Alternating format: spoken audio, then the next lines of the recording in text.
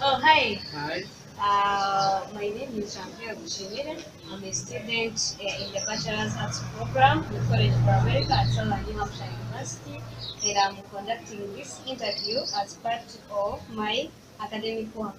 With your consent, I will record this interview and use the information in a street interview that I'm working on for contribute to society project.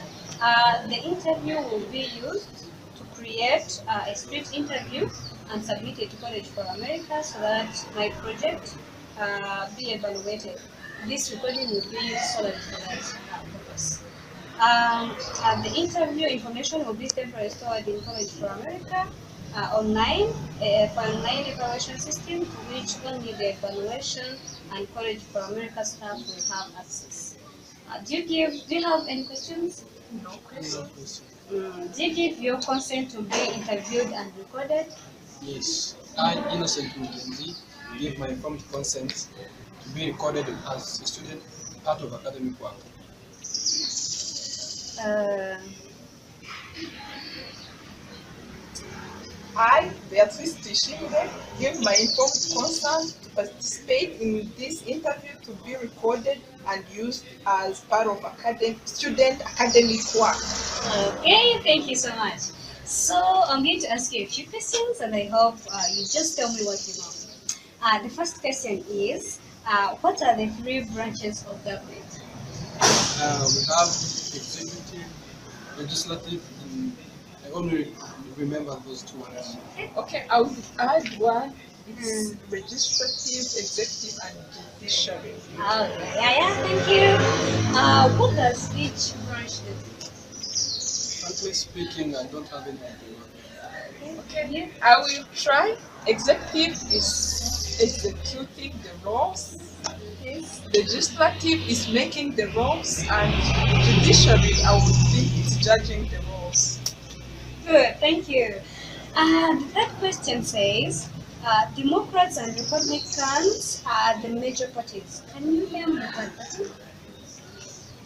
I only know the main ones. Yes, thank you. Okay, I would think about the independent parties such as Green One, something like Okay. that.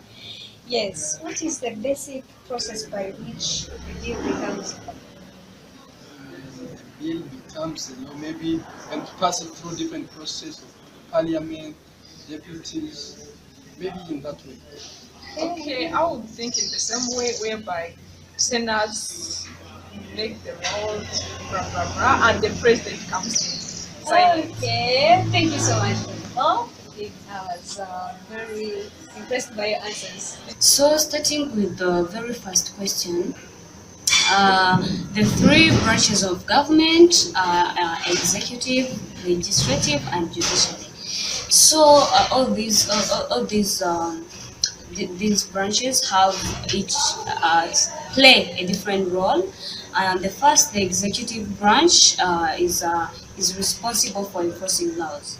It is in the power of the president, whereby the president acts both as the head of state and also commander in chief of the armed forces. Then the president is voted by the U.S. citizens, and basically he's the one who is in charge of the executive branch of the government. Then the legislative, it is also known as the Congress, and the role of it is to make the law. The law of the legislative is making the law, and then it is divided into two parts. The one is the Senate, and the other one is the House of Representatives. Then the role of House Representatives is to sit around and discuss whether a certain bill should really be passed and become a law. Then some states have representatives, two representatives alone. Others have very many. It depends on the number of representatives that are needed for that very specific state. Then those representatives are voted by eligibility. A person who is eligible for voting in the US is supposed to be 18 years and above. So that is how the representatives are voted for. Then the judiciary is there to interpret the constitution and also limit the powers of other branches of government. It is given power by the Supreme Court to do this is power of judicial review, where it determines laws and policies are constitutional or allowable or that they are not. So that is the role of each and every branches of government. So what does each branch do? How are the three branches connected? So we have seen that the executive branch is there to make the law. The other one, the judiciary, is also there to enforce the law. And no, the executive is to enforce the law, and then the one of legislative is making the law, and then this judiciary is making sure that the laws that have been put in place are being abided by each and everyone in the country. So that is how they work together. When one makes the law, the other one enforces it, and the other one also makes sure that these laws that have been put up are being respected by each and everyone who is supposed to do so. Then we see that they work hand in hand. One cannot operate without the other because it has to take one person. It has to take a person, no, one branch to operate well for the other one to do so as well. Then Democrats and Republicans are the major parties. What is the third party?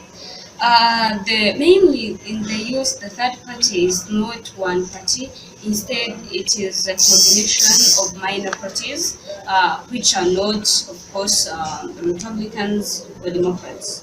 So the minor parties include Green Party, Reform Party, but libertarians and others, which they are in total 52. So all those make up the third party, means except Republicans and Democrats, the minor parties are the ones that are referred to as the third party. So how did the two-party system start? I'm going to see how it came about to have these two parties, the Republicans and the Democrats. So it is started, though it seems like they separated right now, but in the beginning they were a single party called Democratic Republican Party, which was organized by James Madison and Thomas Jefferson in 1791. It was a party that was established purposely to make sure that they fight against the opposition that was coming from the Federalists in the elections that were coming by then, that is. So the mission of this party was preventing the government, the US state, to look more of a monarchy. I think it was becoming something like a monarchy, and then this party established itself to make sure that they fight against that. And then the number of this party's members increased by 1801 when Thomas Jefferson was put in office and rose to power. Then in 1812, the other party, the other opposite party, the Federalist Party, lost most of its members, and they all went to the Democratic Republican Party, and then it went like that until this Democratic Republican Party had no opposition. It remained in place alone. But then as years went on, as decades passed, it came to a position whereby these people no longer had the same, how can I call it, the same line of work. They developed different interests, they developed different ideas, they were no longer working together. So in the end, they really lost, they lost, they lost that working together that they had, and they separated. So one part went as the Republicans, and the other one went as the Democrats. That is how the two-party system started. So the impact of the third parties on the national politics is very crucial as well. Although they are called third parties, the minor parties, but they still have a lot of things that they do. Um, yeah, a lot of contribution they put to the national politics. For instance, these people are they bring about some ideas that probably the main parties have forgotten to raise about their states, which improve, of course, the lives of the people. And then they also participate in national elections, which shows the democracy around the country. These people having participated, it means that everyone in the country is contributing, and it is having a fair way of living. So these people contribute by bringing about ideas that have been left, and also participating in the politics to make it a universal, something that everyone finds themselves in. So we are going to look at the way, the basic process by which a bill becomes a law. Uh, well, basically, a bill becomes a law after passing through 13 processes. No, it's a process that is made of 13 steps. So, which I'm going to explain right now.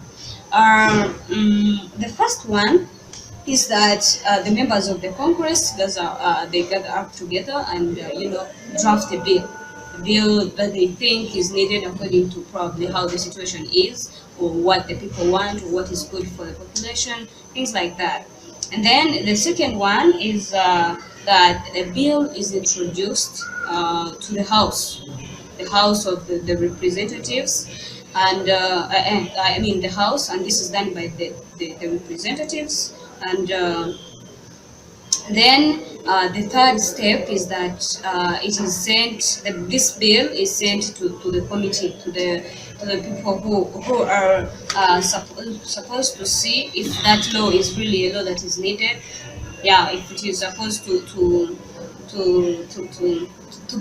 be made a law, if it is needed to the society anyway.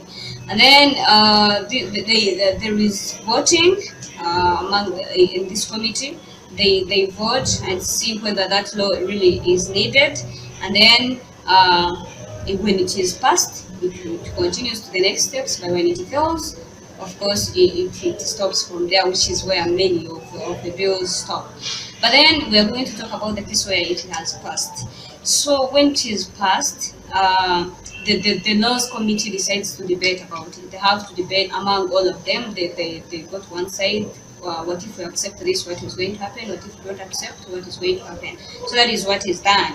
And then if they happen to debate, and then it seems like the law is needed, then this bill is passed to the committee action to decide to decide whether the bill has been even set well. They can add in some things, some amendments. They can correct probably some things that were mentioned which don't seem like they are making sense or they are needed. Then it is the part that does that is usually called the Senate action. Then the seventh is if having done that and the bill passes, it is introduced to the Senate, where again they use committee action. This is another house, and they use the committee action to see whether this bill is okay and whether it can be adjusted probably in some ways or be left as it is. And then after doing this, the bill is again returned to the House. It is returned to the House to see whether they agree with all that has been. You see, it has passed through many steps, so they see whether what has been agreed to is what the House really meant by putting up that law, that bill. And then, if it is not agreed upon, there has to be a committee conference between the two houses to agree on what has been on the changes that have been made or what they want to be done.